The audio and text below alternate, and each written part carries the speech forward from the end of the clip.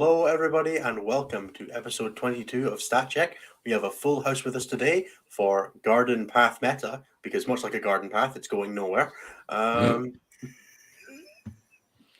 Or it's paved with the dead bodies of guardsmen. I don't know. No, going nowhere. We're sticking with that. That's Okay. why I picked. That's what Garden Path means in this situation. Sure. Thank you, everybody, for joining us. I am Innes. I'm hosting, ostensibly. I have taken back from my week of sleeping it off, and I am joined by Anthony, Nathan, and extra special recurring co-host who seems to be showing up a little more often now these days because he can't resist the limelight. We have Jeremy in the house with us today. People demanded more of me, so I got to show up. Exactly. We've been demanding more of you. We just don't want to demand more of you in the sense that you do enough. So Fair. yeah, It's really more what it is. We don't want to add more to your responsibility plate. Yeah, when we demand more of you, it comes a little more like we need you to do more work rather than when the fans demand more of you. Just we want to see more of you. Those are different things. So we'll let them do the demanding for us. Somehow someone has still not seen the dinosaur hoodie. It's a dinosaur hoodie. It has dinosaurs on it. I love it. Thank you. We all do. It's the most adorable thing. How have you guys been this past, well, I guess 2 weeks, because I've not spoken to you guys in ages, 2 whole weeks. Yeah, ages. Yeah. Forever. We weren't speaking like before this or every day for the past 6 months or, you know. Yeah. 6? That's it? It's 40 total episodes of content, over 40 episodes of content. Oh my right? god, is When it? was No, February? yeah, more in it. When was February? 10 months? Yeah, because you guys didn't do an episode every single week with the previous show, but this show we've been weekly. No, we Damn. were. We were weekly. There were a couple weeks where there weren't episodes. There was a couple weeks where there wasn't numbered episodes, but there was still. Yeah, we've been I going forgot about since January 2022. So, yeah, we're coming up to almost a year. By the time it hits LVO, that will be a year for us. So, Yep. big We lost times. Nathan. We've lost Nathan. Nothing of value is what? Sorry. He does have his headphones still on. That's He's fine. getting He a can't Christmas respond. So yeah, have you guys done anything interesting over the past week? I just infinite Team USA stuff. I am forever doing Team USA stuff, is what it feels like anyway. We're literally currently scrimming your team. Busy. I remember right before WTC, you were like, "Yeah, man, I think I'm just gonna go once and then stop." Dude, it was so much easier. Every morning, I'm gonna reiterate this, and I think I said this last week. I wake up and I look at my calendar of shit I have to do for the day, and I sigh and I go, "It was just supposed to be something to replace WoW." And then it has replaced WoW, just in the very literal sense that it's replaced the amount of hours you were sinking into WoW. Yeah, dude, it was just supposed to be like, oh, it's fine. I'll play one game a week, go down to the local store, no big deal. And now, in April, I'm looking at essentially just being home for 1 week from like whenever all is dust is till the end of March, like the beginning of May. It's good, isn't it? I don't know what happened. I've not left Europe before. I'm now going to America twice in a month. Like, yeah. Yeah. This just started out as me wanting to have something to do with my 3D printer. Wow, that is.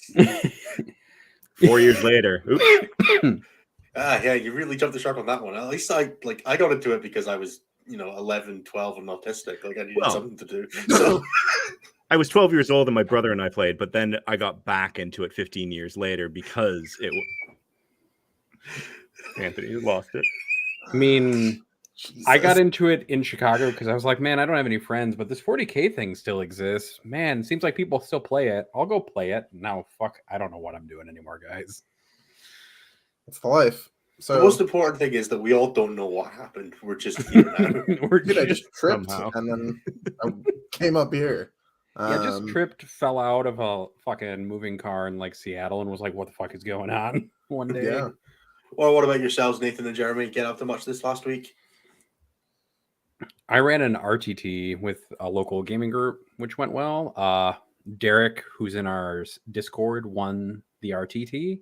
Oh, hell yeah. And Hell took yeah, home took home the GW like competitive packet trophy, which Nice. was really cool. Awesome. Those are really nice glass trophies, actually. Can you get Derek to put a picture of that in the Discord? I've not seen one before.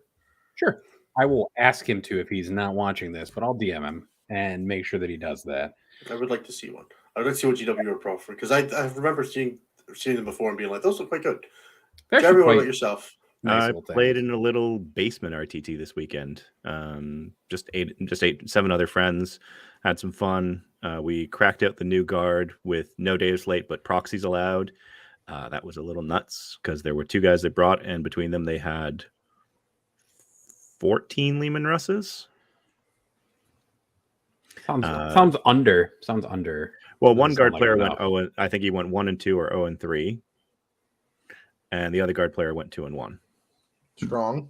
Powerful. Balanced. And I brought Votan, so I just blew people off the table. Fair. Yeah, I heard that these sounds suck. about right. Yeah, no, they those are great. Anyway, as for myself, it's been a couple weeks from mine. I've done a bunch of content. Like, I can't seem to get away from making content, even when I'm not making content right now.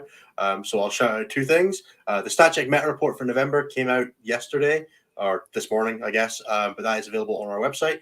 Check that out. It's something that I put a bunch of time into, and so do all the other guys collecting data. And it's one of the things that we do that I'm happiest with in terms of easy to digest. You don't have to watch a video. You just get our thoughts about the 40k meta. And also, I was on Art of War Down Under, which is the first time I've been on Art of War in a while, actually. I've been on it 3. I was on it 3 times in quick succession, and then a 3-year gap. So maybe I've just washed up. But I got to go to Art of War Down Under and talk about the Chancellor Codex in retrospective with Dustin Henshaw from Stutter Scrub and Team Canada and all round 40k Thursday. He does a bunch of stuff. He's like one of us, basically, in terms of how much extra stuff he does. And that was really good fun. We were scheduled in for a 2-hour slot. We ended up recording for 3 hours. That sounds accurate. That's a Down Under episode if I've ever heard one. Yeah. It's like, yeah, it'll be about 2 hours start to finish. Like, we'll get started, and then we'll do like an hour on the main show, and then 45 minutes on the back show, and then we did 2 hours on the main show and an hour on the back show. Easy. Yeah, man. Whoops, really messed that one up. So yeah, if you want to hear me continuing to wax the oracle about how much I love GSC and how much I hate playing them, that is a great place to go. And that is out now. That came out 10 a.m. this morning UK time, so like 12 hours ago. You can find it on YouTube, all the places you can get podcasts.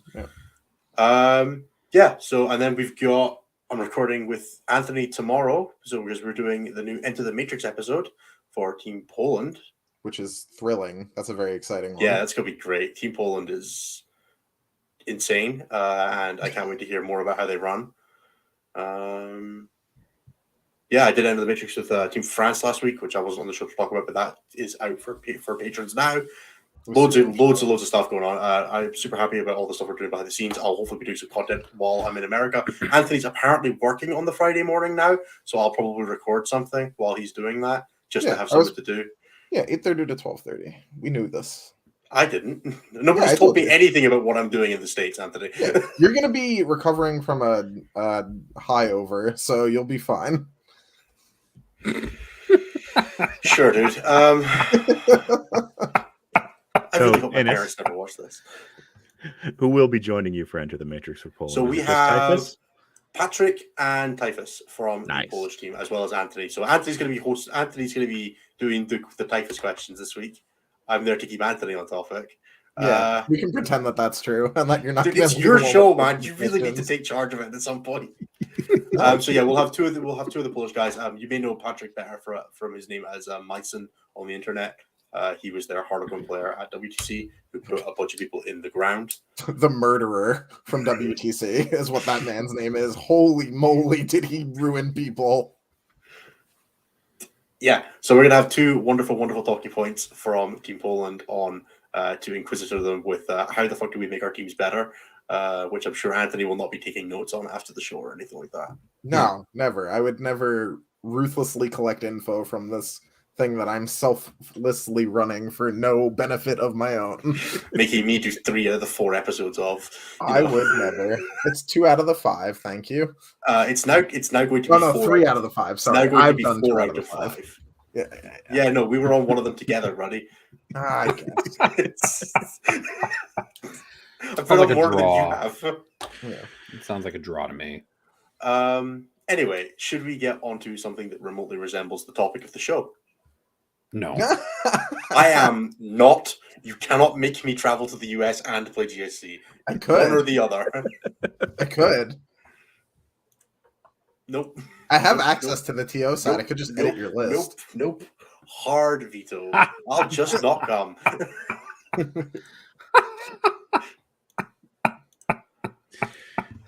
Perfection. All right, stats. Fine. There were 11 events of GT size or greater that we tracked this There are weekend. so many tournaments right now. It is Dude, it's actually crazy. kind of nuts. There have been And it was, so many. and of those 11, 2 of them were majors and one was a super major. Mm-hmm. Dude, it That's feels like wild. there's been like 10 tournaments at least a weekend, like 4 weekends out of 5 since August. Yeah, I'm guessing it'll probably start to slow down over like the next couple of weeks as we enter the holidays, and then Yeah. it'll ramp back up a little bit as we get into like every country's end of season kind of thing around LVO. So like Australia will have theirs, the US has theirs at LVO at the end of the month in January. Yeah. But for now, it's everybody's kind of definitely pushing towards the end of towards like the beginning of December is what it seems like. Yeah, I'm expecting the weekends of Christmas and New Year to be quite quiet on the tournament front. Those are Definitely. really easy meta reports. Oh, I'm excited for it. Where I say, yeah, so one thing, an event. Woo. We'll But probably for give this this week- a break. It was one tournament in a non-Christian country. It was me and Jeremy will actually just take the whole week off, and actually I will be off anyways because I leave for vacation next week, and you can't stop me. All right, this week's stuff though. We're going to go in descending over rep because I find it more amusing than anything else. And then we're going to talk about the title of the show very briefly, where I'm going to show all of you some very funny meta dashboard data displays that Cliff put together using the new guard book.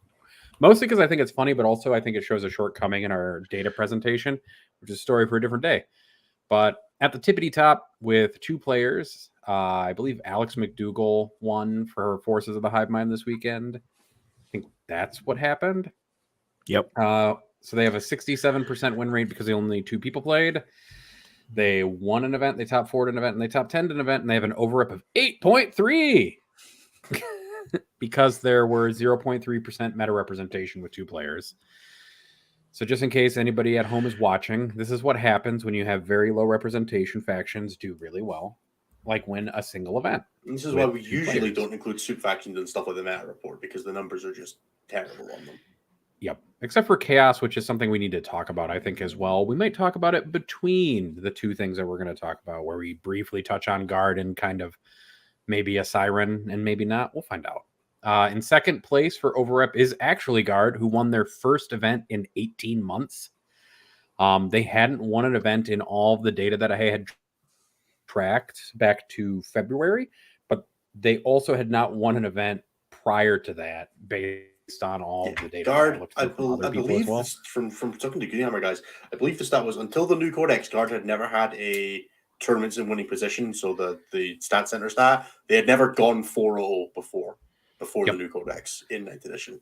So this Yeah, is I don't know that if that's sounds about right. entirely accurate, but I think it's like it's close enough that like it might have happened once or twice that I'm not aware of since. But yeah, the 2017 guard book is bad. not done well. It's So gotten there's a- 4-1 and stuff like that. Like, don't get me wrong, like people have like won like later lost an early game, one out from there. But going 4-0 and being in position to win a tournament, I don't think it ever happened before the new codex. Yeah, like a good example of that is Brett Urbanowski. He's been doing X and 1 actually fairly regularly for the last few months since Nephilim dropped, but it's usually on the back of a 3rd or 4th round loss. Right. Yeah, they don't We actually get had- to like a winning position. They just kind of, They just kind of submarine it out a little. Yeah, bit. they were the experts with the guard codex were doing okay for a codex that could go to kindergarten. Yes, Yeah. definitely. And power to people who were making that work and the few brave souls who still played it this weekend, knowing that salvation is in sight. Indeed. Right. So there were 26 guard players. I'm not going to talk about the split between people who were and weren't playing the new codex this weekend. We'll talk about it in a minute. There were a few events that allowed the new codex at them this weekend. They made up 3.6% of the meta. They won 50.8% of their games. Like I said, they won an event.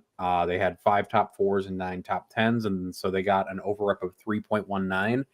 If you just look at the events that use the new Guard Codex, it was like a 3.75 for overrep. And we'll talk about their win rate and some of the other stuff in just a minute. I think the event they won also just used the 9th edition Codex, so they didn't win that event with the 8th edition valid Codex either. Did they have the data slate in that one? The one that they won, they All did of have the data slate. Did they give the winner like a juice box and a propeller hat too? Or So think from the what winner's he watching said, us right now. apparently it never came up because his opponents never got to resolve damage at him. yeah, But sure. but yeah, I don't know. Sure. I don't know. That sounds a little suspect. Yeah, Plus, our armor save is Leviathan never pretty came good. up when I was playing Tyranids because I was just tabling people or whatever. Never. In the third place, we have Gene Stealer Cult with 8 players, 1.1% for meta rep, a 63% win rate. No event wins, but a top 4 and 2 top 10s for an overrep of 2.07. So, perfectly unbalanced. But also T- only 8 players. fine. Yeah. Also, again, low player count. It's fine. And Gene Stealer Colt will never be above 8 players, apparently. It's just going to sit under 10 for all of time, so we never really properly ever say if they're balanced or unbalanced. GSC don't actually exist. They're a rounding error like Norway. Basically. Tau Empire, 35 players, 4.8% meta rep, 49% win rate, 4 top 4s, 7 top 10s, and a 1.9. So Tau perfectly balanced as well. And then, funnily enough, in 5th place, we have Orcs. Yeah. Hell yeah. 4% meta rep. Go Brian. What the 29 was this players. weekend? Man?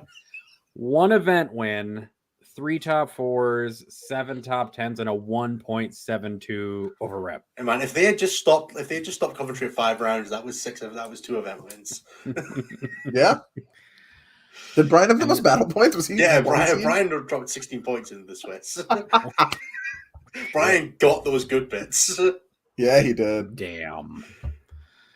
Sounds to me like maybe Orc players just not seeing everything that they can do with that book. Maybe some people are Sounds like seeing it Orc a little players bit just better. You could have Good just one. said the Just get good. problem is with Orc players and stopped.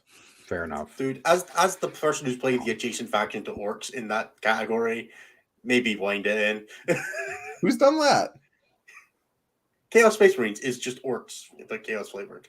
What? All of your players. are Nobody terrible, except, has like, ever Orc. not said that Chaos players aren't the chaos. The Oh problem yeah, with Chaos players are terrible. Yeah, I'm universally. saying, like, Orcs and Chaos Chaos Space players. Marines are like the same faction in that sense. Custodes is worse than both. So I do There have are a good Custodes Custodes stat though players? that I thought was kind of interesting. 1 second. Yeah.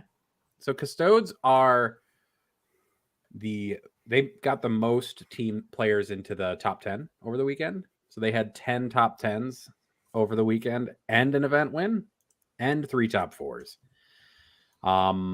With a 57% win rate and we're a 1.66. So what you're I telling no me longer is understand how over 40k works. they also complain too much about their nerfs, and we need to hit them again. Oh, 100%. So one of my favorite things that I ever see is all of the Custodes players in one of my local chats going, why don't they just give OBSEC back to all of our units? Or why don't all of our stuff, why don't we get Armor of Contempt? And I'm like, because your faction is fine. Leave it alone. Yeah. In fact, Every nerf them time. again. Although I did also Like beat a spam as well. Custodes player with 8th edition guard, like last night, by That sounds rolling like his 6s fault. at them. It was a little bit. He did just feed me units one at a time for the whole game, which was a little bit his fault. When it takes 5 demolishers to pick up a unit, but you feed one unit to get shot by 5 demolishers at a time, it does work out that way. Yeah, that sounds right. And Custodes only have 6 units, so like there's a certain degree of they're gonna have to feature something. It's true. It also helps when a full payload Manticore just picks up each of the Custodes tanks each turn, so that they're just not there anymore. It's fine. Everything's fine. League of Votann is next after Custodes, just because I think everybody wants to know how Votann are doing. They're at a 2.9% meta rep. They are winning 46.5% of their games over the weekend. They won an event, so they're up to 3 event wins now, I believe. 2 top 4s, 2 top 10s, and a 1.58. That's So I'm pretty starting good. to think that Votan players might also be the problem for their own faction. That's probably most factions, to be fair. It is remarkably true with that Like one. there are the only faction where the players aren't the problem is Harlequins, and that's because there's only diehards left. So There we're is about to get to a- them. Don't worry. I So I don't. will say, just on the note of leagues, since the full codex has been available for play, they have a 54.5% win rate and a 1.26 over rep. So they're not like it's a blip of a weekend kind of thing. Mhm. The on Harlequins, one of a quote from Nick that I agree with is that there's only 2 type of Harlequin players. There's new Harlequin players and there's good Harlequin players. Because if you're a bad Harlequin player, you give up in between those 2 points every time. Can I also just say, please don't call them leagues. It triggers my PTSD, and I really can't afford to go back into that. Otherwise, you'll not see me. What else is leagues? Leagues of Legends. Of Legends. Oh, that makes It's like if we sense. just started calling Chaos Space Marines the WoW faction, like just to try and hurt you. Then the 2 dead factions who have been dead for months are the next 2 up. So we've got Tyranids at 6.3% of the meta. They won 53.9% of the games over the weekend. They won 2 events, so they're still winning events. They won the most events of any faction over the weekend. 4 top 4s, 9 top 10s. So they were the second best faction for getting people into the top 10, and a 1.44 meta rep. So they're starting to get, they're at the point where their meta representation is actually hurting them a little bit, I think, and kind of contracting their over rep a little bit. Harlequins are right after them. They have 24 players, so less than Guard, but more than Votan, essentially. A 3.3% meta rep, 54% win rate. They also won an event, so they finally managed to close another event. 2 top 4s and 5 top 10s with a 1.38. So Tyranids and Harlequins totally dead, not Porter alive. just In the irrelevant Guard. going factions. undefeated, smashing everyone he played, and avoiding getting into the over rep stats. Yep, Yeah. basically. Or also just got to go home. Like that's the goal, the optimal. Finish 5th at UKTC tournaments. It's the best place to be.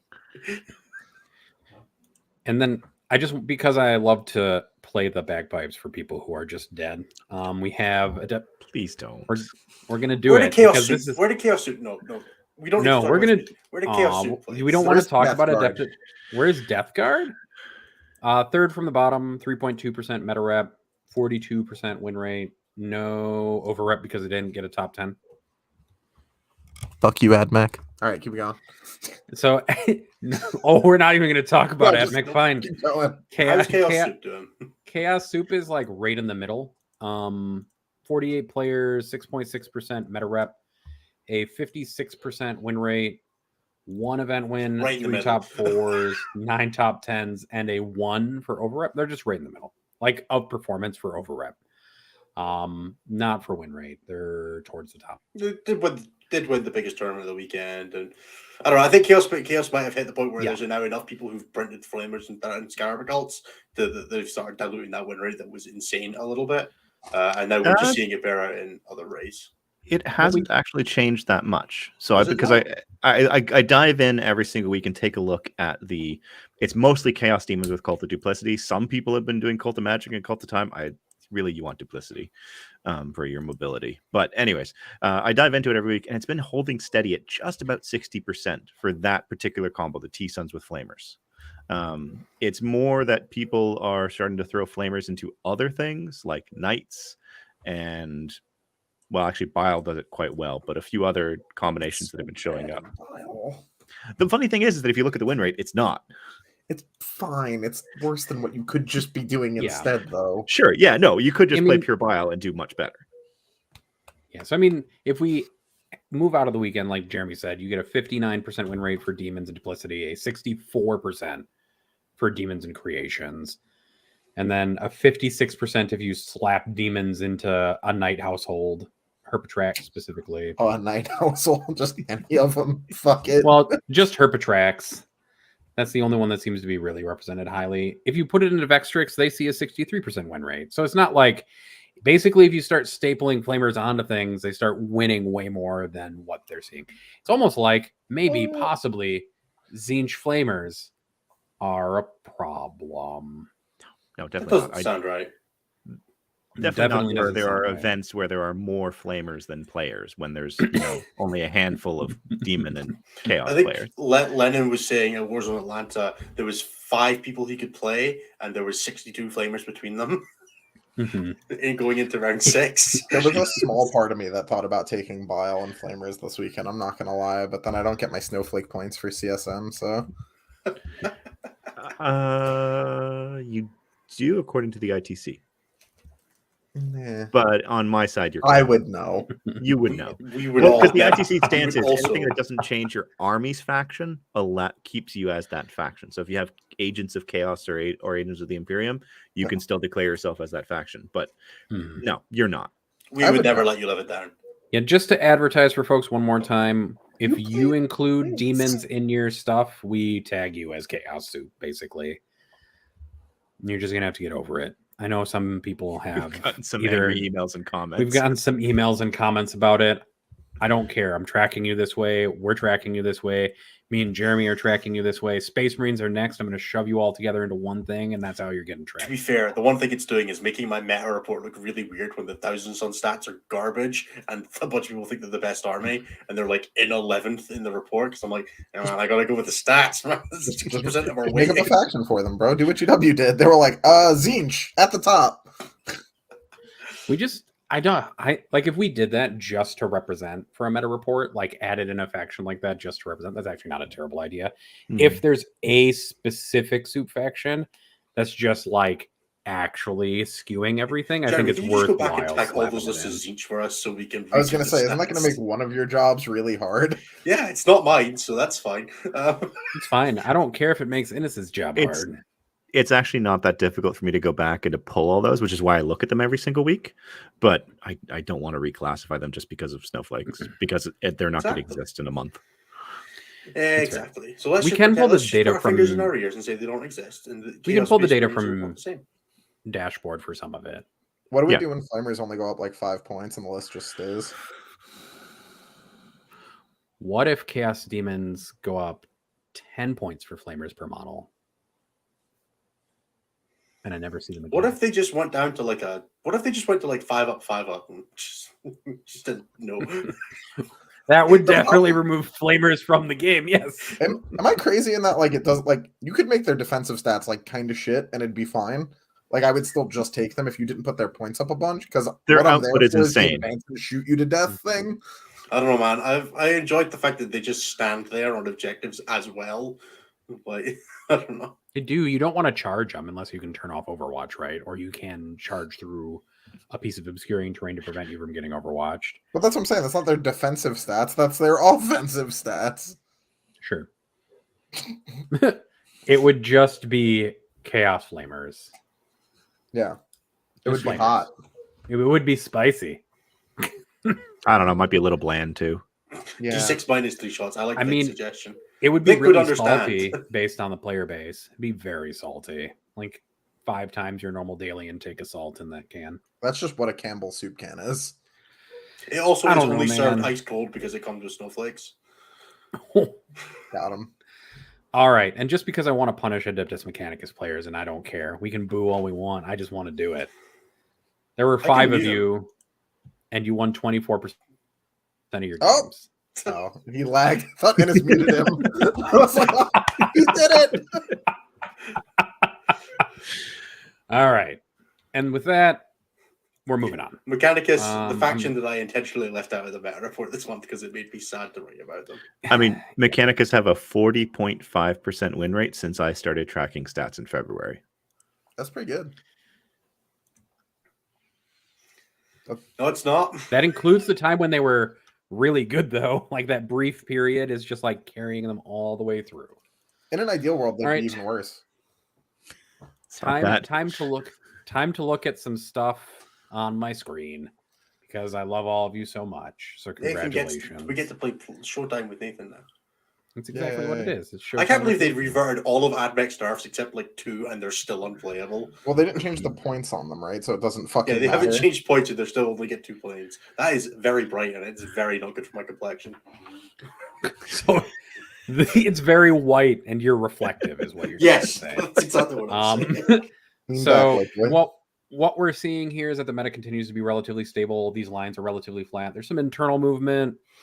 I sound like a fucking weather forecaster. There's a storm coming from There's the a east, high going pressure front west. coming in from the Imperium that's forcing change on all Yeah, the letters. However, the soon. Hurricane Crimson Fist is diverting out to sea and will not be approaching land anytime Man. soon.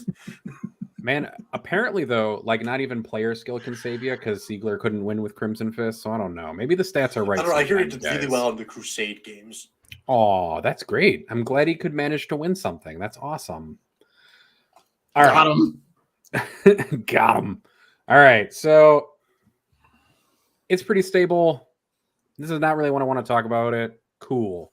The meta's stable. It's relatively well balanced. We have one new book coming in that I think a lot of people are going to be worried about. And I'm going to honestly say that we should be on imbalance watch. You got your sweatpants ready, Nathan. I got my sweatpants ready. Not the matchup matrix, Nathan. Yeah, that's too many numbers, man. That's gonna hurt everybody. That was gonna hurt. That was gonna.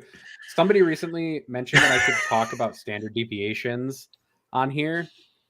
And I was like, if I start talking about standard deviations, Anthony's brain is gonna melt and ooze out of his head right after Steam releases. Yeah. So this is just events that use the new Guard Codex, regardless of whether or not they use the data slate. I just want to point out, again, our quadrants are skill matters, where veteran win rate is high, casual win rate is low. Too strong is where both are high. What the fuck is where newcomers are higher than veterans, and objectively bad is where both are low. So over in Too Strong, we have, this is again just this week's data, just from the events. Sample size of about 7. We're good. Yep. So in Too Strong, you have Orcs, Thousand Sons, and Chaos Soup, which makes sense given kind of what we've talked about already, based on faction performance at these events. Like Orcs have done well this weekend. Thousand Sons did relatively well this weekend. Chaos is all the soup factions that include imbalanced flamers in them, which we are terrified of. And then up here in this funny part where we kind of see this perfect 50% casual win rate line is Astra Militarum. So Astra Militarum on its own over the weekend for just events that were using the new book have a 65% win rate. Oh, well, salamanders are in the what the fuck category, somebody in chat. It's But 3 players, man. Don't worry about it. So I'm going to just open this a little bit bigger so everybody can see it. Astra Militarum have an 80% veteran win rate, roughly. So it's like 79 point something. The casual win rate is 50%, which puts it like right in the middle with 66 games played. So it's not a lot of games played, but it is a good number for starting to get an idea of maybe where the faction is going. Part of it may change depending on people's exposure to the 9th edition book and more players playing the 9th edition book over time. But right now we're on guard watch because if Astra Militarum continue at this rate, they need some balancing factors added to them. So I wanted to present this, A, to talk to everybody about a faction that's potentially overpowered, B, to contextualize it by saying and reminding everybody that this is 1 week of events and a small number of events that we're using this Guard Codex. And then C, I wanted to show you, because I thought this was funny, is that apparently this one is not too strong because it's not in the too strong quadrant. It's right in the middle. So sometimes people, you may have to use, I guess maybe it's a little bit over into the right. It looks like a little bit over to the right. Oh, it might be a little slightly too strong. The line does not exist, Nathan. It's a made up. It's where we say it is. There is no spoon. There is no spoon. What's and over the here admech where player skill matters, we count, do out of have. Curiosity? Is there? Oh yeah, Yeah. Adeptus Mechanicus is right here. There's Two a players. 60% Somebody win was rate. asking in chat. 2 players. Don't read into it. Like I said, Yeah, it's 2 players. across a data set this small, it's really hard to draw anything resembling a conclusion. This is just giving us some indicators of what we need to be looking out for as we get more data. But yeah, you're dealing with 2 players for only. AdMech. And honestly, I'm not presenting this to present all of the random faction data. Like, I think it's kind of funny that some of this stuff still works, but really all I wanted to talk about was the few events we have Astra Militarum data for from the 9th edition book. A lot of these still didn't let you use some of the unreleased units as well, based on what I know. Some of them use So the you data weren't slate. seeing some of them use the data slate, which is inaccurate. Well, when I practice, I don't use the data slate, is what I will say. Some of them let people use Lord Solar or Rogaldorns and some other stuff like Creed, even though those models aren't currently released. So this win rate may get better. This win rate may go down depending on how events proceed with approaching guard. Also, there's one lone Ultramarines player or 4 lone Ultramarines players who are over here doing something with the overall win rate of Ultramarines, which is at 50, but at an 80% veteran, which I find endlessly amusing. That 80% veteran is my hero, Kazra. I think it's Fushidar out in British Columbia. He has played in 9 or 10, maybe more GT Plus events this year. And he has played nothing but Ultramarines. Gaming. His army is gorgeous from what I've heard, from what I've been told. I believe it. There was somebody playing an Astraeus list at the RTT I ran over the weekend, and it did pretty well. Sometimes people just aren't ready for that kind of nonsense to be like in their jaw with a full tank. Yeah. But so he's played at 9 GT Plus events, and he has a 51% win rate with Ultramarines, which, given where Ultramarines are at right now, is actually quite good. Yeah, fair play to Kazra. Yep. And then Adeptus Custodes, skill matters, 70% veteran, 45% casual. But that's all we're going to touch on today from this. The 29% win rate from Tau, though, is also kind of amusing. I won't lie. But yeah, we'll see how this bears out. For now, we're going to keep an eye on guard, and then we will present more data to you. That was a Christmas tree falling over in my apartment. Jingle bells, jingle bells. Let's not get demonetized. Anyway, I am going to do the plugs now. How did you guys enjoy doing the plugs last week? 1 second. No worries, Nathan. How did the plugs go last week? Is it as awkward as when I do it, or were you guys? No, it's good. We made Jeremy do it. It was fine. That's probably smart. I'm not gonna. Hey everybody. Thanks for being with us. I'm going to just use the same pattern as always. Thank you guys for continuing to watch the show. It is a pleasure doing this for all of you guys. We are about 40 minutes to the show now, which means it's time for me to do the plugs. So there's a few things that you can do if you want to give us a bit of help, a bit of support. You can leave a comment, leave a like, leave a subscription on the YouTube video, or follow, or whatever, all that kind of stuff. Comments are the best thing, are the thing we like the most, because it means we get a chance to interact with you guys, hear what you're liking, hear what you're not liking, and get you guys feedback, which is great. It helps us grow, and it helps us make more content that you guys enjoy.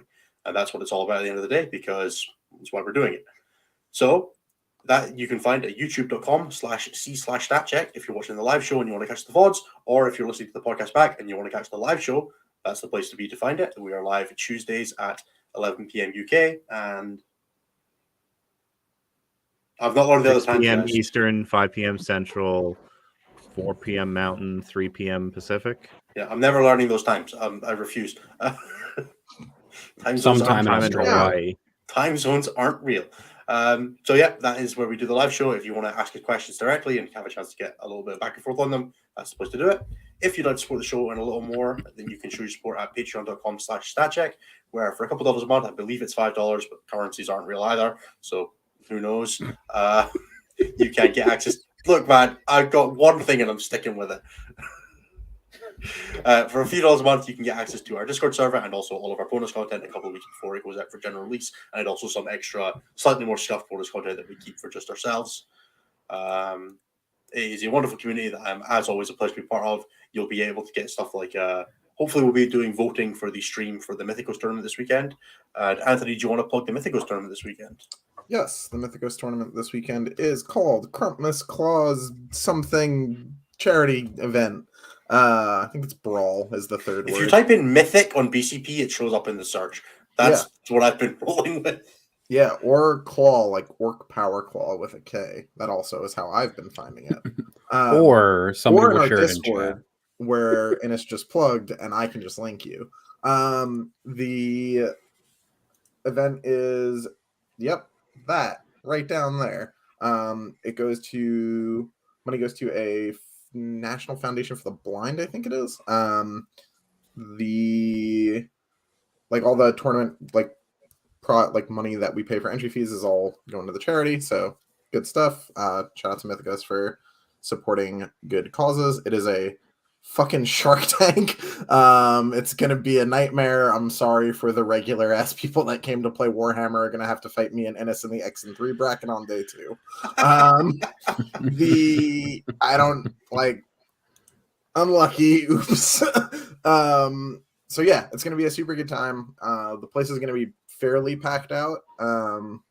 So yeah, we are streaming it, so that'll be fun because there is an isolated stream room. That'll be on our YouTube channel. Yes, the one you are watching right now.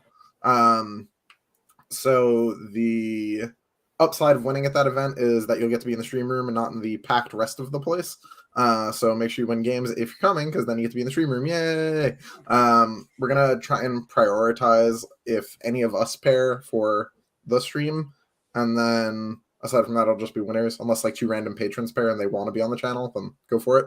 We're going to figure it out vaguely as we go, but what we'll probably do is if none of us pair round 1, we'll grab the patrons and we'll give them a very, very brief vote for who's going to be on the stream for any interesting games. Fast.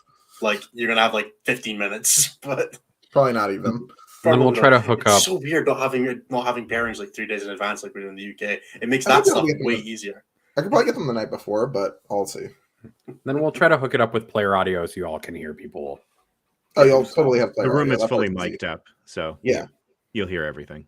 So Anyone we will who's we will curious have a about stream this weekend. That is Saturday and Sunday, the 12th, 11th, and 12th, 10th and 11th. 10th and 11th of December. That will be on youtube.com/c/statcheck from probably around about 9 a.m. Eastern time. Yep, would be my guess. So yeah, that'll be running for 6 games this weekend. So yeah, we are super happy to be doing that. It's a great cause, and they're flying me. They flew me out for my birthday because they hate me. Bit of combination. So I'll be there as well, going to the United States, mostly for my birthday, but also because Brian hates me. Yeah, he didn't want you at Leicester, so you could get the run back with work. So it was a real long con. Yeah, man, I definitely would have stood a chances. I could not go. Right, let's move on to topics, I suppose. I can briefly tell you that tree fell and like took a PS5 with it, but the PS5 landed on the tree, and so the PS5 is fine because Santa saved it. I guess I don't know. Thanks, Santa. Fair enough. I like. Does anybody have a generalized topic they'd really like to talk about? Because I have a short one, but I think it would be interesting. But if you guys have anything you really want to talk about, we can start with that. Let's just start with your short one, and then we'll see if we spark joy with something else. If you say it's a short one and you talk about me, I'm gonna be mad. Well, I wasn't even thinking about that. I was just getting ready for you to be like, I can't wait to see Anthony. How much do you guys think that sort of like the player base's memory of a faction impacts how well it does at events? So like people have not perceived orcs as being great for a while. So now the orcs are doing a little bit better. People are slower on the uptake. People don't really believe it. People are slower to move to the lists that are doing well because they see it as a fluke. Whereas a faction, like if somebody started running a bunch with Nids, people would just be like, yeah, it's just Nids doing it. Even though maybe Nids did go through a bit of a downturn period there, and they're picking back up now with like Lens what it was on Atlanta. So people remember Nids as being stronger, so they end up being stronger, and orcs are remembered as weaker, so the orc player base just doesn't move to lists as quickly and things like that. I don't think it happens in hindsight as much as it happens like forward going. I think if a new thing is like even vaguely strong, the good players swarm it like flies to carrion and just like make it better by virtue of the fact that we're all playing it. Even if it's not amazing off the rip. I think you actually saw this a little bit with Emperor's Children, where Emperor's Children's like perfectly powerful and very good, but it's definitely not like the best army in the game or anything crazy. I definitely wouldn't go as far as to compare it to pre-nerf Leviathan Nids. So I think you see it more forward-facing than in hindsight. I don't think it acts to a faction's detriment usually. I think it's almost always like people are like, new thing is good, go get it, rather than like old thing can't be good, was never good. Though it depends on how tricky it is, because I do think that there's a lot of benefit, and you can speak to this more, of playing something like GSC where no one has any fucking clue what's happening. You play against someone with GSC, and the other person is just like, I don't fucking know, man. You're gonna do stuff, because that's how I feel. Like if I were to play against GSC tomorrow, I'd be like, something's gonna happen. I think they have stratagems that do stuff. Nah. So I don't know. That's my opinion. There's definitely like an aspect of information war, but like generally, I think the community is very fueled by memory. On both a larger scale, like for the way that like people perceive factions, but I think also on the smaller scale for how factions perform. The entire community is basically dwarves and hold grudges for eternity, which is evidenced in chat because like somebody immediately went, I will never forgive buggy spam, never forgive, never forget. But I also think it does affect your perception for like what kind of tools you need to bring necessarily. Like if you think orcs are never going to be in the top performing bracket, then you probably aren't going to bring anti-orc tools of any kind. But that's like, I think, different. Maybe a little bit. But I'm sure Innes has a better and more cogent opinion than I do. Yeah, I agree in the sense that the factions that people think are good tend to self-determiningly end up being good a lot of the time. Like people, but on Anthony's point, like we've not seen really people swarm to Votan. I know that's because it's a new army. There's a lead time on getting it ready and all that sort of stuff. But if you were expecting that everybody swarmed Emperor's Children, was that because everybody had Emperor's Children and everybody expected the Chaos Space to have a powerful build, whereas everybody looked to Votan and was like, it's probably going to get nerfed, maybe just not bother. Yeah. I think also what happened with Votan is people, like, it got nerfed, and then everyone was like, dude, you can just hide behind walls, and then no one bought in. And then the people that did buy in, doing all right. You know, stuff's happening. Or alternatively, a bunch of people bought in and then just complained on sold Facebook. Out. Yeah.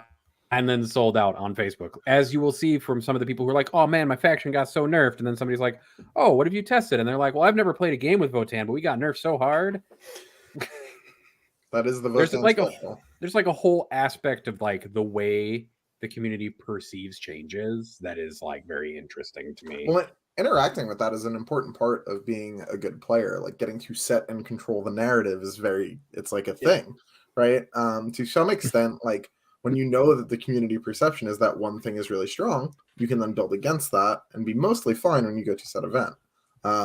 We've seen sets of groups abuse that control to their advantage in the past. And somebody flavored after a philosopher from ancient China. Look, all I'm saying is all we're trying to do here is grow our clout to the point where we can hide a list for an event. Yeah, or maybe not, because maybe just win through vaguely normal means. I don't know. No. Oh, listen, what I'm saying is you could innovate and play well, or you could do nonsense and not have it come up and just be a dick for no reason. I don't know. That does sound fair point. More in Innes's wheelhouse. So the second half. Let's do the front of Brian's orc performance this weekend. Brian, very, very prepped orc player, but that orc list has been impossible for a while, and nobody's really done it. Like we saw Ben Jurek do similar, but like there's been a few players, and they just kind of on the GSC front where, like, there's lots of people playing orcs, but nobody was on this build, or nobody good was on this build. Whereas Eric's was very much more he found a build that worked, or people just kind of write off orcs, and then nobody really good drowned out them until somebody stumbled into a build, and then people will follow from there. I guess the question. You first. The question is who is playing orcs right now? Well, we've got Ben Jurek's been playing them a bunch of the states. Nathan's playing them. Brian ended up playing them basically by mistake. There's those guys in Spain that everybody keeps telling about with the Death Skulls Brigade. I would put half a finger up and be like, yeah, I suppose there might be one of them. But it's one of these things where like it's a handful of notable players. Most of the I hate to put it this way, but most of the content creators that were big into orcs aren't playing orcs right now. Yeah, I would call it faction advocates. People who are notorious and looked at for a faction. Not necessarily have to be content creators. They can just be people who are known in the community. But yeah, a bunch of people who are known orc players aren't playing orcs right now. Looking at you, Seth, because you're in the chat. And yeah, I don't know if the list was just not found for a while, or people found a variant of the list that works now, or if people just discounted it because the memory of orcs was nerfed, they got some buffs to Nephilim, but they weren't that much. I think Yeah, because so we have. I'll use an example. We have a local orc player who's actually been doing exceptionally well. He has tuned into learning how to build around the Nephilim secondaries, building his list according to that. Most of them have been golf pressure builds, not too dissimilar from what Brian ran this weekend in terms of just bodies that score and do very well for that. And he's done exceptionally well with it. It's one of these things, like, he's given me tough games in matches that I did not think would be difficult. So it's, I think part of the problem is, as you were talking about faction advocates, when you don't have, for lack of a better word, a guiding light, an astronomicon, to find the way to those good builds, or to making those builds work around things, you end up with a scattered meta for the army. And so you don't have that cohesive, like, people are probably going to look at Brian's build now and say, wow, he went 6-1 he went 6-1 at Leicester, at one of the biggest events of the year and biggest events of Nephilim. Maybe there is something in this. Maybe there are, and so you may see people gradually move towards that style of list. Hey guys, don't run kill rigs; they're terrible. they're good. No, I'm trying to use the content creator thing to influence people away from kill rigs, Anthony. Right, this is a thing we can do now. No, not yet. We need another 0 on the viewership number, then we can get nefarious. You can get nefarious as early as you want, man. We're a cult, I heard. I guess. What is in that list, though, before we keep talking about it in vague? Yeah, so vague Brian's list for this weekend was it's 2x10, 2x5 mega knobs, a squad of truck knobs, which he's cutting because they're terrible, and then the biggest and the best character, which is like the -1 to wound, 5 field of pain. Scout boss that stands on an objective just outside your deployment zone and scores 10 points for showing up, and 15 if he gets to walk through an army for a turn at the end.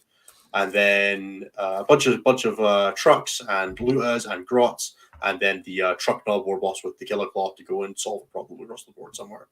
And he played through a bunch of armies. So he played through Thousand Suns, 30 Terrible Terminators. He played through there's a link in the chat.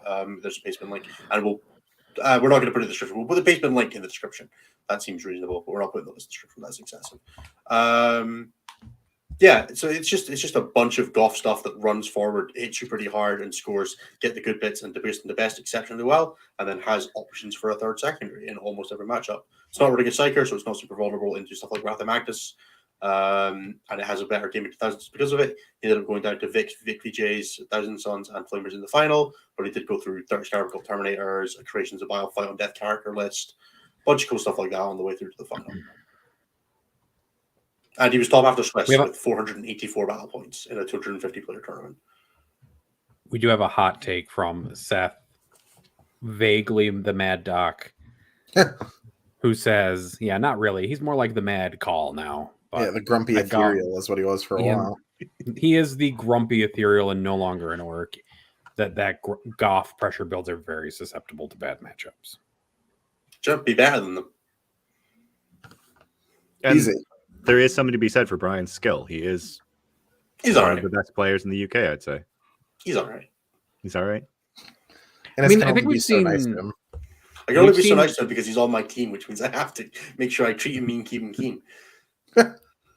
We have seen some iterations of this list, though, right? Like we talked about it a little bit. So we've seen iterations of this played. I think people in general, when it comes to orcs specifically, have underestimated the compounding effects of buffs over time to them. Like, yes, when they released, it was all about the buggies, but as time has gone on, points nerfs have rolled back, secondary buffs have happened, things have come down in cost, they have buffs to their wall. There's a lot of stacking things in their favor now. Not to the same extent, but in a similar way to Necrons.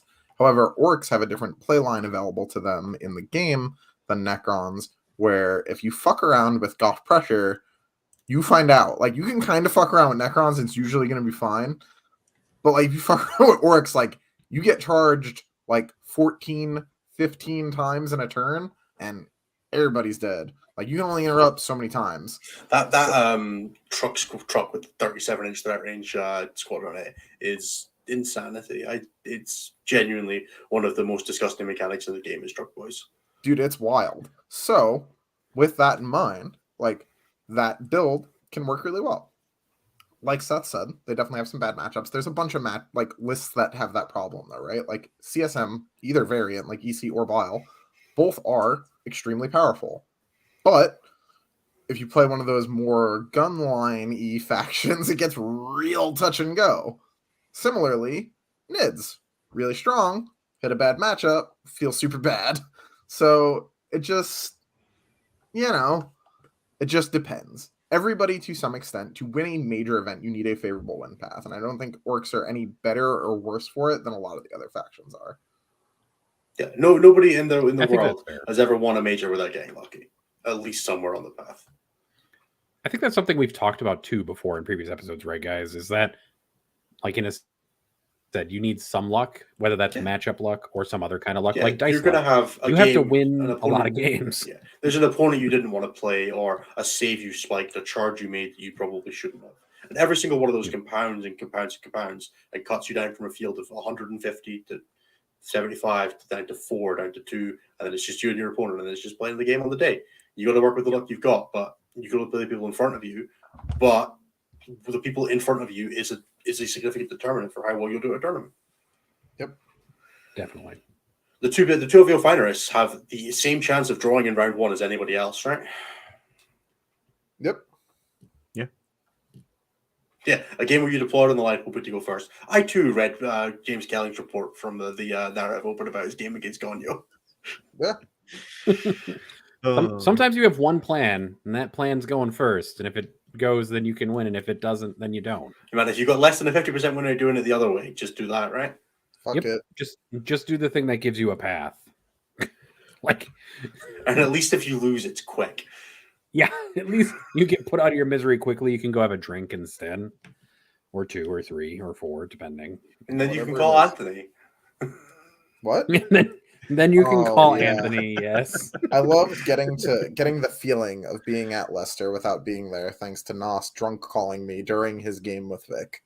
Oh, that's excellent, though. That's perfect. I thought it was during his game with. I thought it was during Vic's game with Brian. Oh no, I got that too. I talked to him twice. I was a part of both Vic's semifinals and his finals. Moral support. Does it include Naz picking up the models on the table? I didn't hear about that until yesterday. Nas is a menace, is what we're really getting at. Yeah. The most important thing to know here, guys, is that for all of what we've just spoken about, Nassim Fajane is an absolute menace that you should probably keep slightly away from your tournament table. 100%. If he's drunk.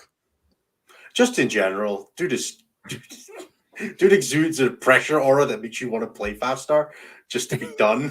So does Anthony, to be honest. I would never. You don't, but you do exude the pressure. Oh yeah, you exude the pressure of needing to play faster. Yeah, I just hit the clock to you, and then I look at it every couple of minutes while you're making decisions, just so you know. Hey. Yeah. Imagine making like I said, you exude the pressure. It's not a bad thing. It's the violence. Like Scarbrand, he makes you attack faster or harder or both. Yeah. All right, boys. Shall we move on to show questions, or does anybody want to touch on either of those topics briefly before we move on? Or have come up with another topic? No, let's do show questions. Perfect. I will jump into the Discord and grab a few questions. So if you're in the chat just now and you want to check a question to us quickly, you can do that in the show questions section of Discord. I'll have to scroll back through a bunch of people discussing the show questions in the not show questions discussion thread, but that's fine.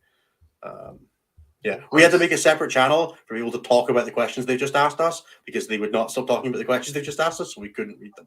The Discord's great though, folks, and you should definitely join it. Discord's great because that means there's a lot of people talking about things. Yep. It's a very chaotically caring group of people. That is also probably a cult. Sure. All right, I'm going to start off by making Anthony sad because this is the first question that I see. World Eaters are a pure melee army, but don't appear to have the speed of BA or the fight phase control of Space Wolves or Emperor's Children. What would it take for them to be good and competitive?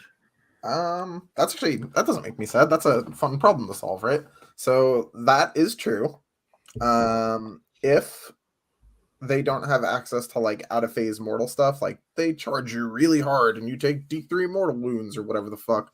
Like, or they ran past you and it was the heat of Korn's furnace or whatever stupid nonsense that takes you take mortals in the movement phase. Like the access to that stuff will help, or just like ignoring phase caps. That's the question we're all really asking, right? When we're like, they're a monophase army, we know what we're actually saying. So if they have ways around that, it's fine. And they can get around being clearly they're not going to be as fast as Blood Angels. They probably won't even be as fast as Emperor Children. But if they have access to pregame move one shot at any out of phase movement, right? Really good. If they have access to advance and charge or something like that, very strong. I don't foresee. It seems easier for Games Workshop to get shooting armies balanced wrong than it is for them to get melee armies balanced wrong.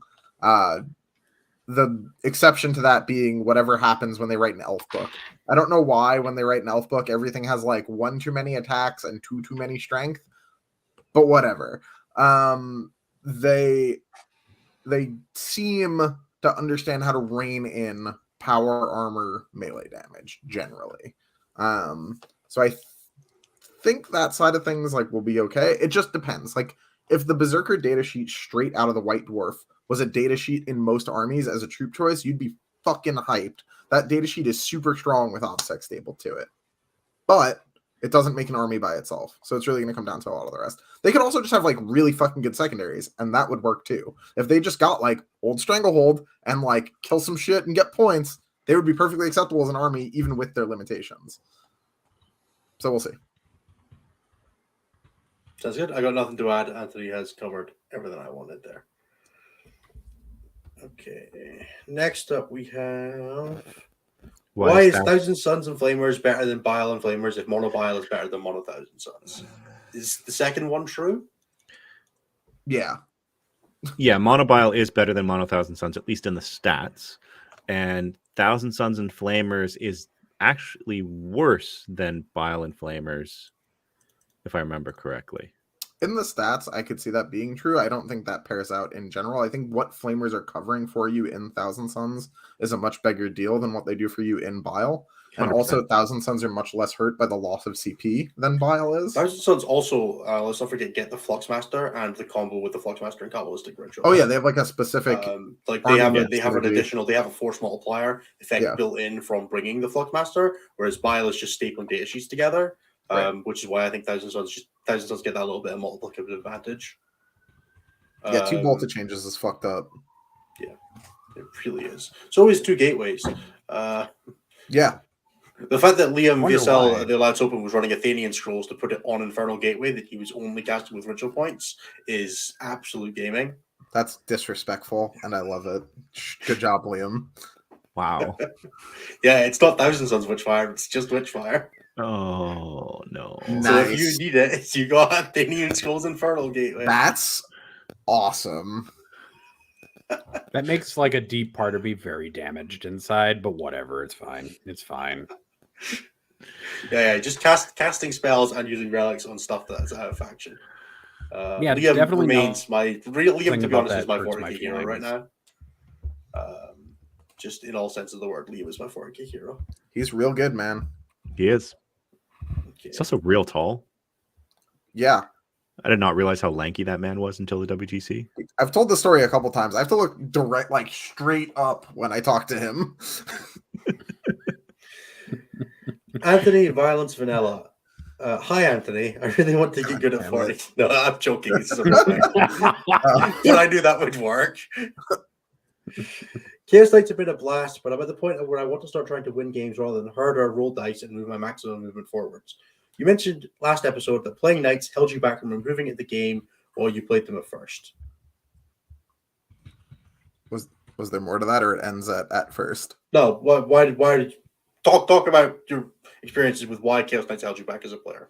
Okay, so Chaos Knights when I was playing them are very different to Chaos Knights now. I think Chaos Knights now actually aren't a terrible way to learn the game. It's not the best, but there are like back then it was terrible because it was just 3 big knights and like a smattering of Chaos soup shit. That's a bad way to learn the game because like one of your big dudes like takes over the game. or it does nothing and you lose. And that's a shit way to learn how to play. So now, like if you're playing like the many Armiger build, you do tend to have fairly skewed matchups still, but you can like learn a lot more about like the broader strokes shit, like how your primary denial game interacts with the fact that your secondaries may or not be as good as your opponents and stuff like that. But generally, I think most 40k is won and lost at the upper levels by infantry play and management. You can do cute shit with vehicles, but anyone taking skews like that typically doesn't, you hit the glass ceiling pretty quick. Or the Tau. What'd you say? Or their Tau. Even Tau, right? Tau have a lot of infantry, like where they're like, doing the stuff. So like I think that I would aim towards something in that bulk, like just something that's going to let you use the breachable keyword. Blood Angels were a great way to learn the game because they don't really have a shooting phase. Fox is going to get so mad if he ever sees this. They don't really have a shooting phase. Their movement's super high, and you can ignore like a bunch of the rules by being an infantry with fly. For similar reasons, Harlequins are good because you can rest assured that there was probably an option there that you didn't see. So in your games, you can be like, what could I have done better with that? And there's usually a bunch of answers, and you can carry that momentum forwards through the your time playing, rather than playing something where you're like, I literally couldn't do something there. And even if you could, you're probably not going to see it because it was 3 turns before. Like learning the game with like Death Guard or Sisters sounds awful because like unless you have the like prescience to see a couple turns ahead, those armies are really rough. And learning by virtue of the same thing, you'd have to unpack your mistakes 3 turns backwards, and that's also really hard. So I wouldn't recommend playing something slow if I wanted to learn, if that makes sense. Yeah. The best armies for learning are ones that give you a lot of on-the-fly decisions that you can have input in, basically. Like how you want to approach the game turn by turn as Harlequins or Tyranids is very much, or even Custodes. Like Custodes are still pretty good for that, which is why we recommended them last episode. Like on the turn, you make a lot of decisions, and those are decision points that you can look back at. Yeah, I think that stuff is all really good. Also, don't let elf players fool you into thinking that they're big brain masterminds. Elves are a great army to start with. That's true. Armies that participate in all 3 phases are great armies to start with because you learn how to use all of your phases. Yeah, except Craft Worlds. Craft Worlds, I still don't understand. That army's game plan seems to be, and then they like have points at the end. I don't understand Craft Worlds, and I only think they win mismatches, but that's just me. Brendan, that question is about the meta report, so I'm going to leave that. I'm going to talk about that in the methodology for the December version because it's something I need to have a look at. Tom, is there any food you're actually interested in trying while in the US? I'm going to be honest, I do not have an adventurous palate. I'm interested in trying good versions of food. Good versions of food I already like. That's kind of it. Anthony's going to destroy me and make me try other things anyway. Yeah. I'm assuming because I did the same thing to him, so I feel like I'm due vengeance. But I'm bringing Dragon Soup over my can to ward him away just in case. Just back. I'll just cross a can of Iron Brew and a can of Dragon Soup at you. So we'll see what happens. I will definitely try and do some content while I'm out there, like vlogging and stuff like that. I'm gonna feel super weird vlogging, but I'll try and make it work. It is one of the things that Sam Procopio does and on his channel, and it is actually super fun to watch. After his it's events. really popular. It's something I've done in the past before when I was on Caledonian Deathwatch Radio and stuff like that. So it's just, I am excited to try. I've also, as a big guy, I'm excited for the portion sizes. I'm not gonna lie. It's a different beast here, dude. It's like not even close to the same thing. Yeah. I get like, I think a rough math, I get like 11 meals in the States, and I could probably cram in like an extra 1 while we're in New York. You're going to get way more than that here. It's not even going to be like 11 is short selling it. What, meals? Yeah. Anthony's going to shove as many meals in as possible, and all of them will just be New York style pizza. Really glad you said meals. Yeah. I was waiting for the lag to come. I heard the me and then lag, and I was like, hold on. It was sus for a second. So does that mean we're going to get... I want to see just how terrible American chocolate is. That is actually one thing I have to stand for. It's pretty bad. It's just not that good, but it's not like so bad that it like is upsetting and ruins your day. Like it's just better in Europe. It's fine, It's upsetting if you want a good chocolate. I'll live. You can find I'll good settle chocolate for- in the United States. It's Like such most a waste things, of calories. you can just find it. Like you just don't eat Hershey's. Like just don't eat milk Yeah, chocolate. That's, from that's the one Hershey's. thing. I am going to be limiting my snacking when I'm out there and focusing on meals is the Yeah. goal. As a Smart. side note, like we're going to New Wise, York City really. one of the days, and New York City has wares if you have coin. Like there's not a thing you can want and not have in New York City for given amounts of Truth. money. Except good players. 100%. Yeah, no, it's got those Ooh. too. Brutal. I don't know, Innes, are we going to see bonus content then of your travel logs? Just That is the plan. pop up yeah. on the It'll be- YouTube page. It'll be going up it'll be going up behind the scenes. I'm gonna love it. Great. Would you remove Abaddon? I'm going to move on quickly. Would you remove Abaddon and/or Flamers from the game if it resulted in the rest of Chaos getting meaningful buffs? No, like I really like that Abaddon is good. I would want him to get point changed if anything, but like I think it's a man. I'm in such a weird spot with Abaddon because like he's very good. I don't think he's too good, and I think he gets like overused. I think people just ram Abaddon into stuff and expect it to be like a solve all, and then it's not good. And then they change other parts of their list because they're like, "Oh, it can't be Abaddon that's bad about this," and it drives me nuts to watch this happen.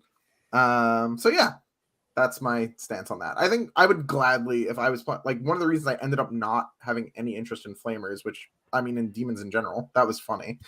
In Demons was because of like the army is just like Flamers in a trench coat. Like everything else is pretty much like overcosted, not particularly interesting.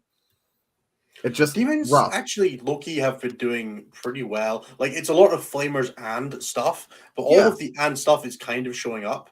Yeah, Like it's- there was Nathan Roberts' list from the weekend that was like triple burning chariots. We Especially for saw Flamers. yeah, I know, but it's still like if you nerf Flamers but didn't nerf burning chariots, I don't think anybody would be too upset. We'll see. We saw the triple soul grinder quad lord and clean one list pick up an event win.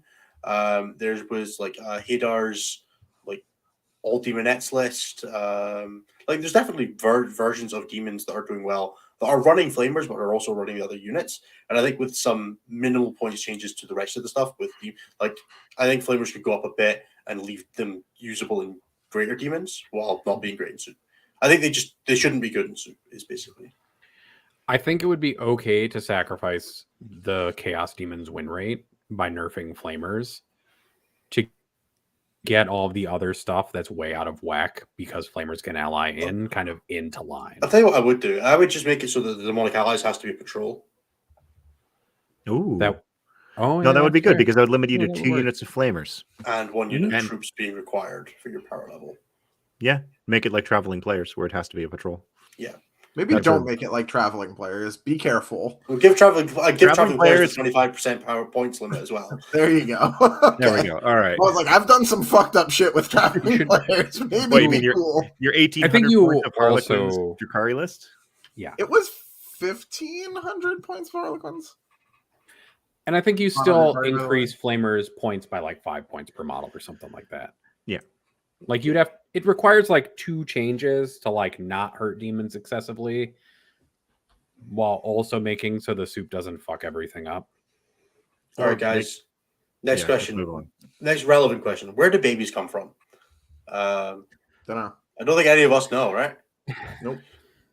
I mean, I do because I did reproductive science. Cliff's not here. Cliff's the only one of us my that's an work. adult. So We're just gonna move on. I don't have time for that's- this today. That's fair. How do fragile armies like elves deal with the possible coming uptick in guard indirect? They die. They don't. They just die. Sorry. Sorry, but Running transports. mortars and Creed basically invalidate your army. Sorry about that. Yeah, Run if more transports. you can try that. That'll feel good for Mhm. like 5 seconds. Oh, did you guys see the ruling question about whether you can just triple stack Creed's order on something to Yeah. give it plus You 3 sure strength? can right now. Yep. Except GW will definitely FAQ that, just like they eventually FAQ the Manipulus stacking. But until, Yeah, but then, until then, enjoy your strength 6 hotshot las guns. or your strength 8 mortars.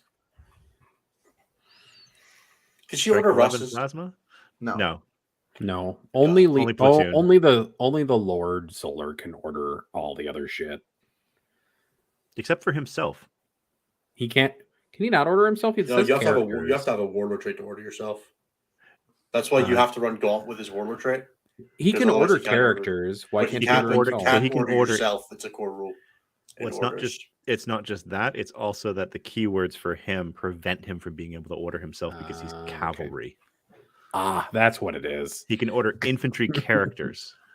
Yeah, Mhm. like tank commanders can't order themselves without taking the warlord trait. They let you give an order to your own unit. Can we just put this book in the ocean? Yeah, I would like to. That'd be nice. I fucking love this book. I won't lie. How do lists without much draw power, like Nick's weird Craft World Elder list of the weekend, deal with powerful armies just pushing into them? They play people that are worse than them. And you go around, you play the board edges, you play the mission, you hope for the best, you fan rank yourself off a little bit in the corner. Yeah, You start giving Nick drinks. No, don't do that. Like my first advice on that would be Nick Danavati, one of the best players in the history of 40k, and then think you're smarter than you are at the moment. For And everyone then you else, can play basically. any list like that. How badly did he lose to Jaime? He beat Jaime. He beat the brakes off Jaime. If I'm not mistaken. Who was it? Was it John? John that just, beat him up. Yeah, John put him in the ground. Yeah. So they don't is the real answer. They don't at top level play. You play on like the 3-2 bracket, do whatever you want, man. You'll be fine. How do you think things will change the meta before LVO if there's no data slate before then? There won't be a data slate before LVO. No, there isn't. GW has said that the data slate will follow the full Guard Codex release, which is going to happen. Maybe it'll actually happen the week before LVO, which will be hilarious because that's past the rules lock for LVO. So we will be playing with outdated rules as usual. Classic. We'll probably see more consolidation on what a good Votan list like.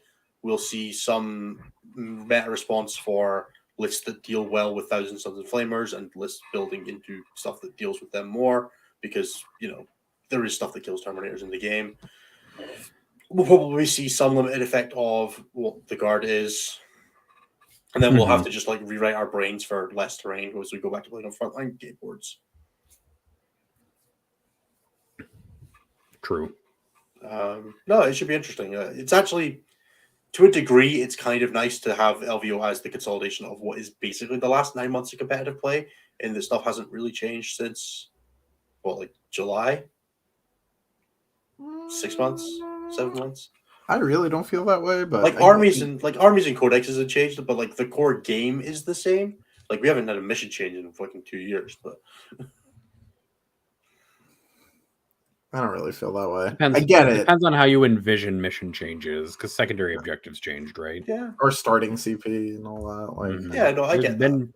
There have been some pretty significant changes in the last 6 months of 40k. But it does feel like the end of the season, like the last hurrah of the season, rather than the brand new. Sure. It's the end of the year, it's the end of that season. It feels like it should be stale. I vastly prefer that. I hate when we have some giant fucking event and they're figure it out in a week, bitch. I fucking hate that. But you love WTC. I was gonna say WTC. Well, that was only like that fun. That was more like that for people without NDAs. Keep it moving.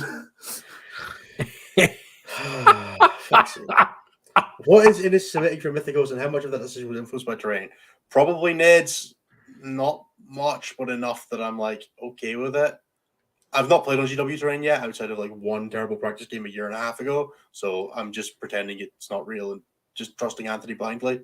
I try and tell you things, then you're like, "Fuck you, Anthony. I'm not doing that." I don't know what to do, man. Did you tell me to play GSC? You want me to hurt myself? I still think that's a good idea, but it's probably fine on GW terrain. Why would it be bad? I think first and foremost, before anything, in almost all contexts, you should play NIDS. Most of the time. And then, as a close second to that, if you're gonna snowflake, I think you should play GSC. And then past that, I think you're fucking trolling. But do what you want. I drew my own graph. I know where all my other armies are on that line at the moment. It was going to be NIDS, GSC, or Votan, but yeah. You should bring Votan then. Just have fun. I'm not bringing Votan. And just roll into the he's event. I don't think I'm going to play. I don't. No reps Votan is not that army is not hard to play, but it's also easy to fuck up and be I mismanaged my one resource. Well, also, he's there and he's played at there. He's played it a bunch, and he'll beat the brakes off me, and I'm not okay with that. So Yeah, Ennis is not okay with matching into me and losing the mirror. Yeah, that's a rough day. yeah, man. Can you imagine if I played Curie like round 2 and game 2 of Votan? Curie's like, yeah, man. So I played like 400 hours of this army. I helped design the meta list. What's your plan? And I'm like, Good Core job, buddy. Buster. You're trying to use like Core Buster with your troop squads. They're like, yeah, so every 4 up to hits a mortal wound, and he's like, what the fuck is going on? yeah, man. I reckon I could just gaslight Gatekeep Girl Boss Jeremy into submission. Yeah, if you played GSC, you probably could. Yeah, That's about the only army you'd get away with for me, because that's the only army that I've played one game against this year. God, do I need to bring my GSC with me as well, just so we can play a game with them? I'm just saying, you would do really well with them. Yeah, I do really 5-1 with them. Some really gentle coaxing from Anthony in the corner, just really gently trying to coax Ennis towards good decisions. I do my best. Anthony is. I don't respect Anthony as a player enough to listen to his advice on this. That's fair. Anthony just wants to watch 30 Possessed evaporate in one turn. It just over and over, just forever. Just all my boys die in that list. That's what happens. Yeah, but this like 17 combat characters will connect, right? All right. Sometimes. Last question. I call got 8 more minutes. If based off our last question, it may take. No. What's the one thing you want to see most between now and 10th? I would like more codexes to be New organized codex. like the Guarden is. New Nid Codex? You just Yeah, man. say you monster. Yeah, You man. terrible I need person. buffs. Crusher 2.0. I need Crusher back. I would love them to do Necrons 2.0. I would love to see them. Actually, do yeah, that, like Marine supplements redone, and the core, and honestly, the core book redone. That book is awful. Give me a brief window right before they release 10th where they remove the data slate and re-allow all the supplementary content, including Crusher. You want 1 week with Crusher, pre-nerf Thick City with Dark Technomancer, mixed sub-factions, 1 week. 1 week once you Harlequins with full luck dice and original point cost void weavers. Yeah, And I don't even know what I would play. It true would have to be Votan. Harlequins. True I Votan. won't. It would be Harlequins. I won't lie. That the no, only man, time it would be Crusher 3 times the sum. I would definitely would just be play Crusher. Godfucker. It Yeah, would- for it sure. would I'd be play Crusher. 15 Like, Tyrant Guard and I feel like Godfucker. nothing just like you just put 15 Tyrant Guard and 3 Hive Tyrants on the board and say, I got 3 CP, man. They're all for breaking through. I will say the only time people feel bad for me when I play Harlequins is when I roll the fucking luck dice mechanic and never get any luck dice for a whole game. That's literally the only time that people feel sympathy for that army is when you just can't. No, I roll feel dice for overall it. enjoy the entire time as I'm watching Harlequin. I mean, I know you do, Yeah. Inez, but normal people with a level of I don't know if they empathy just got above 3 on that top of that. kindergarten. It's so frustrating. That mechanic should go back to being like that. It's so shit now. It Are is you going real to take bad. Ennis to the Rockefeller Exhibition and kiss under the mistletoe? Only if Cliff's there. Cliff and you can. Yeah, definitely.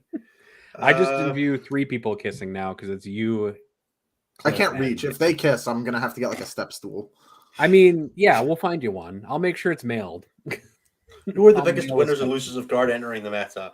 Christy Guard. is some to someone else. Guard. Unfortunately. Guard players and everybody else. Yeah.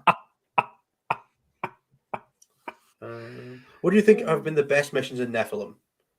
Assume you're playing with them on boards with the proper amount of terrain. Scouring. Scouring, recover the relics, data scry salvage, and tidy conviction. And Oh, Amanda you terrible You moment. monster.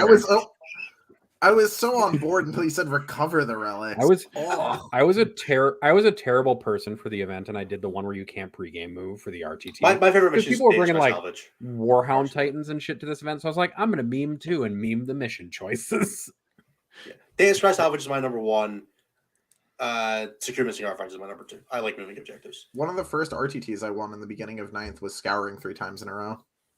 That's 3 powerful. times in a row, did they like roll for it? and No, get they the were just like, scouring? fuck you. Now, was this old scouring? Can or we new change scouring? Yeah, Mythicos? old scouring. This is the beginning of 9th. The one with like the little box. Small deployment right? zone, hold 2, Hold hold 2, 3, hold 3. scouring. Yeah. I think it's funny because the scouring now is probably also my favorite mission in the Nephilim pack. It's one of the But- most balanced ones. Yeah, but the right. thing is people hated the old scouring so much that they still hate the new scouring and will never give it the time of day. Right. Some of my locals and I are busy planning to see if we could potentially go to WC for the first time next year. As far as you know, no one from this country's ever been. Other than accepting they're going to get hammer fucked, do you have any thoughts or things to keep in mind about going as a new team with zero teams experience? Dude, it's going to be so much fun. Just go and do it. Yeah, just do 100%. it. Also, if you get hammer fucked on your jersey in some way, shape, or form, like even as just your personal nickname, come find me at the WDC. I will invent a gift to give you. You know, shirt swaps are the usual, right? I want that. Yeah, man, like the Latvians came out this year. Like the main thing I would suggest, do all the social stuff. Like go out on the nights out and go just every night. Just go and network and meet people. It's the best thing to do. It's the most fun part of the event. That is not like specifically playing with your team. Yeah, you get to watch people jump in canals and slap each other and have fights and drink entire bottles of wine with one in each hand. You can watch me and Ennis street wrestle. Never again. I learned my lesson. It's okay. Anthony's ground game is too strong. Anthony's just in general too he's- strong. It's because he's closer Anthony to the ground. I never hit the ground because my center of gravity is the floor, and I'm very dense. What's your advice to mid-table denizens with the big names move away from your faction? How do you enlist strategies, etc.? Find other people playing your faction and work through anyway. 5 average players will have more knowledge share than 1 or 2 top players and everybody else. Yeah. Like you'll find the things that work for you guys. It's much more valuable. Would you rather sit on a cake and eat dick, sit on a dick and eat cake, or sit on a dick and eat dick? 2. The fuck? That's God typhus. damn it, typhus. Yeah. Oh God! I was like, "What the fuck is this question?" Yeah, If you typhus. want to interact with people, join our Discord because sometimes Typhus will show up just raging drunk in our Discord. I'm going to be honest, Typhus. I'm not answering that. And I'm sorry, I just refuse, just on principle. It's so rude. He also only asked me and you, Anthony, so they don't even have to refuse to Yeah. answer. Yeah. It's 2. It's 2 every time. It is, It's not it even is close. probably 2, but I don't like that. Fuck's sake. There was like one good question in chat as well.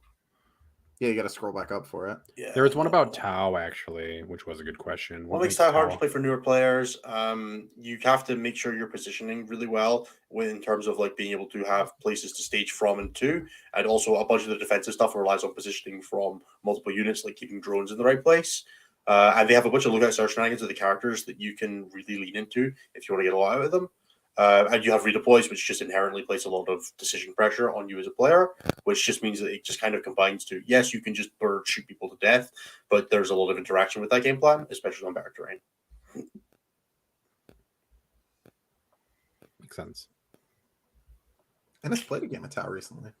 Yeah, man, I definitely knew what was happening. What I Did was you In his have more- rank, the Did in you his have more rank the fun? countries in the UK apparently. Scotland, Wales, Northern Ireland, Isle of Man, Guernsey, the Douglas Islands, Gibraltar, all of the overseas territories like the Falklands and all, and then like America, Ireland, Australia, New Zealand, France, Qatar, Saudi Arabia, Kosovo, West China, Taiwan. Wow. I'm kind of hurt that Canada wasn't in there. didn't even make the shit list, dude. No, we made. I love how the United States was after a list that ended with all of, like the current protectorates. That was great. Yeah, that's my Okay. exhaustive list of every country that I consider relevant in the United Kingdom. All right, rapid fire. What is the most egregious stratagem in the game, as it needs to be either removed or heavily nerfed? Anthony, Overrun. Fire and Fade. Nathan, Overrun. Innes. I just said overrun. You come back to me. Do yours. Strike, I like how strike and Innes No, fade. looks overrun. up at me because I told him. It's still Strike and fade for Tau. It's also fair. Basically, if you get to hit something with a gun or your hand and then move again, run that's away. bad. There's a theme there in all of Yeah. our suggestions. Old Encircle the Prey is actually the answer, but Well, that's gone. That got hit already. God, that was so ridiculous. I blocked that from my memory. That you used to be able to do that. That was so good, though. It was so funny to watch the look on your opponent's face when you encircled like a whole ass High Tyrant out of there. I played Release Dark Techno Drukari with a smile on my face, and every time I used Encircle, I was like, So and you I don't never know. used it. Did you ever use it twice at the end of the turn? Because it technically could be. Yeah, you no, could. I out never of did date. that because I'm You not won't. scum. Oh, yeah. Oh, You did. I wonder what popular I don't know. online content creator from TTS did that. Both harpies gone. Yeah. What about his Harden that's clipping through a wall going? Don't go there. That just makes me Okay, angry. on a scale of 1 to 10, how fucked are AdMech in January for LVO, losing Skitarii Veteran cohort, Mechanicus Defense cohort, and Metallica supplement, and also Inquisition? I got this. They are as fucked as they deserve to be. Next question. They're not worse than now. So Siegler should bring them to prove to us that they're actually not that bad. Yeah, yeah. If Well, he Siegler doesn't was play actually Green good Bed at faction, Siegler was so I actually don't good at 40k, he'd play Mechanicus at LVO. Yeah. If Siegler was good at 40k, he would have won with Crimson Fists. He did win. Best faction Win there. secondary and best faction secondary in Nephilim. Brute Jeremy, Get the good bits. that's a good one. Anthony, The Alpha Legion one that prevents you from holding a objective after they do an action on it on a 4-up.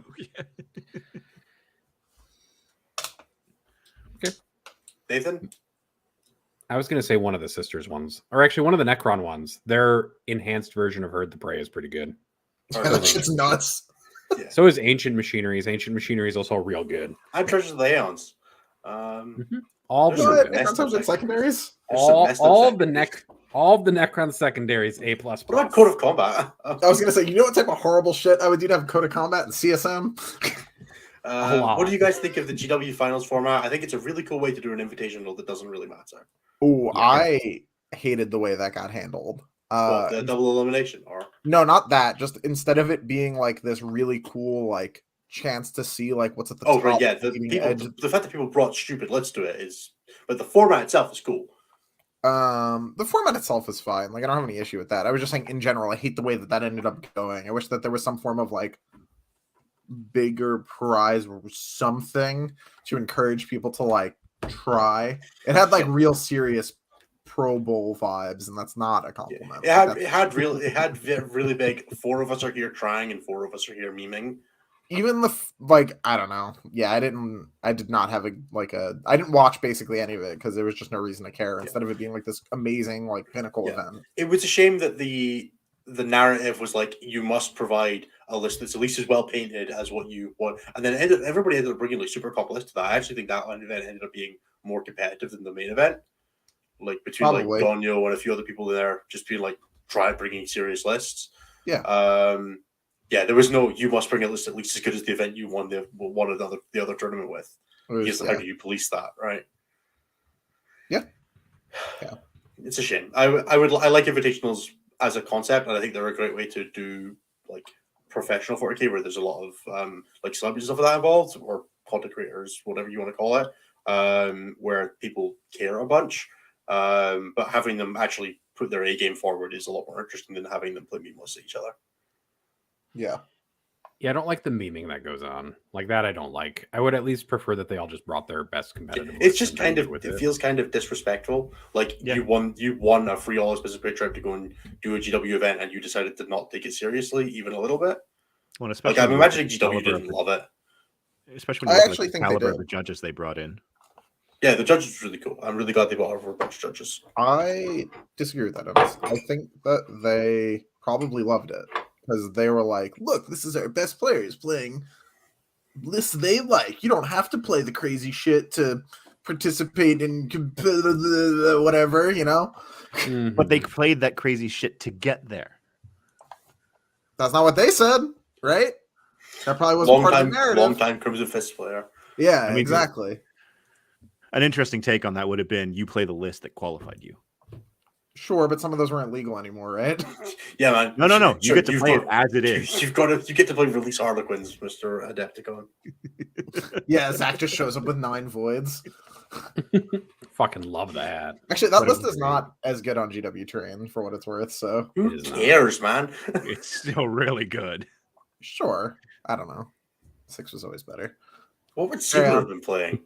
What did Seeker qualify from? LVO? LVO. Oh, that would have been bad. I mean, he still would have gone 0-2. True. All right, boys. I think that is going to do it for us. Thank you very much, everybody, for joining us. As always, if you enjoyed the show, please do all the things I mentioned earlier. Leave a like, a comment, subscribe if you haven't already. And if you are not a Patreon, if you're not supporting us on Patreon and you would like to do so, you can check that out at patreon.com/statcheck, where you can get a whole bunch more of us, which I think is really cool because clearly you're enjoying us enough to still be here. Don't know why you're listening to us if you're not enjoying us. If you're like hate listening, keep doing that. I suppose it's better for numbers. Like, I don't know, it's the same extra viewer for us either way. But hopefully you're not doing that. I would prefer if you weren't doing that. Merch coming soon. I think we're at the point where we can say that. Yes. We should Dice- have dice and objectives going up sooner than later. Yeah, so dice have been manufactured and are being shipped right now.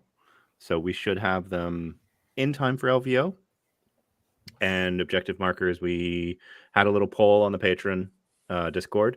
We've decided on a design. We'll throw up in the show notes maybe. But we will have objective markers hopefully around the same timeline. Then we'll have other merch in the pipeline, essentially, like jerseys. There and are stuff. already fan shirts, so we really need to start getting on our own shirts. It's true. Anthony is done. Thank you, everybody, very much for listening. We'll catch you next week. Bye-bye.